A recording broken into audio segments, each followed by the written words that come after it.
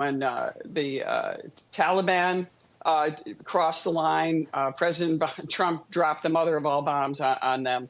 And that was a deterrence factor. But also we imposed sanctions and also put pressure on them. And you can't emphasize enough the importance of the Abraham Accords, finally getting the Middle Eastern countries to realize that we didn't have to wait for Palestine. We could put these countries together and realize there could be a chance for peace and prosperity for the rest of the Middle East and put the pressure that way on that region. And we had relative peace until Biden unraveled this entire compared situation to what we have again, now, with very bad, weak, feckless policy. Yeah, we had peace during the 4 years that Donald Trump was president. Compared to what we're seeing right now, it is spinning out of control. Our grip on the situation is tenuous at best. And don't forget about Lloyd Austin, our defense secretary, who has he was AWOL to start the month, in the hospital for more than 2 weeks. Nobody knew, including his boss, the president, and his colleague, the Secretary of State. He was in intensive care. And this is what's going on in the Middle East. You think maybe we missed something? Why wasn't this drone taken out?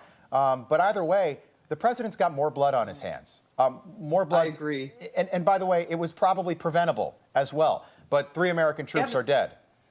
Absolutely preventable, as was the situation, the tragic situation in Afghanistan, where 13 service members lost their lives needlessly in this horrible rollout, which, by the way, signaled to our enemies that we were weak and signaled to our allies that we're not reliable and that we couldn't stand up for them. These are really important issues that are happening right now.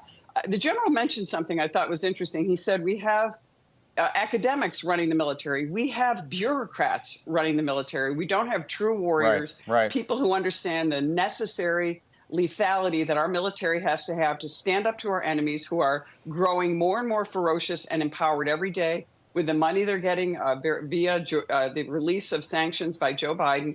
We are in perilous times, and the southern border. They were talking about terrorism and what happened on 9/11. 85% of the people on the terror watch list are coming across our northern border, of which I represent most of the northern border of New York, as it sprawls across northern upstate New York. This is dangerous. And then when those people come into New York, they are issued valid driver's licenses, regardless of their status. They could be a cartel member. They could be a member of a terrorist group. And we are not allowed to vet them because of laws in New York. This isn't very different what Kathy Hochul, and this was actually put in place by Governor Cuomo, this green light law, to protect illegal immigrants and their status, which is putting us at risk. It's not that different than our federal government lashing out against Governor Abbott, trying to protect the southern border with the fencing and the razor wire he's putting there. Congresswoman, our states are it's a tale of two states.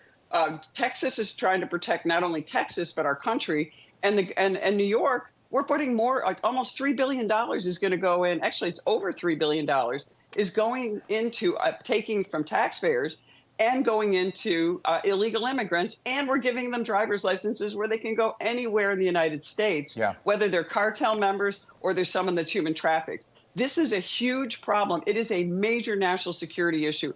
And these people will get across our border, and you will see something potentially worse than 9/11. Congresswoman Tenney, again, if I could I want to hold you to 15 seconds because we're way over now. But I can't let you go without asking you about impeaching Alejandro Mayorkas. The House is going to take this up tomorrow. We could see a vote, I'm guessing, before the end of the week. What are you hearing? When do you think this will be on the floor for a vote? And just quickly, the margins that you have I think you've got the majority by a vote or maybe 2 now, with McCarthy running away and then George Santos being ousted.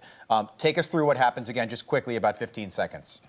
And remember, Bill Johnson has retired as well, so our margins are even more narrow. I think it would be extremely disappointing if we did not have a unanimous vote for impeachment from the Republicans. I don't care what the Senate does to us. This is sending a message to the Biden administration. This guy needs to go, and don't put another person in place to do what Alejandro But do we see a did. vote this week? Do we see a vote this week? Because there's some. I can't speak for the Homeland Security's schedule right now. We'll find out when we get back to Washington tonight. We have conference tomorrow. I'm sure it's going to be a very interesting discussion. I think it has to be done. We have to send the message whether we ultimately get a trial. And any Democratic appetite on the other side? Any Democrats that might vote for this, do you think? Well, there are a lot of vulnerable Democrats who are going to be put on the spot if they don't vote for this, in light of what's happening and what just happened by the Iranians taking out and killing needlessly 3 American soldiers. This is just disgraceful.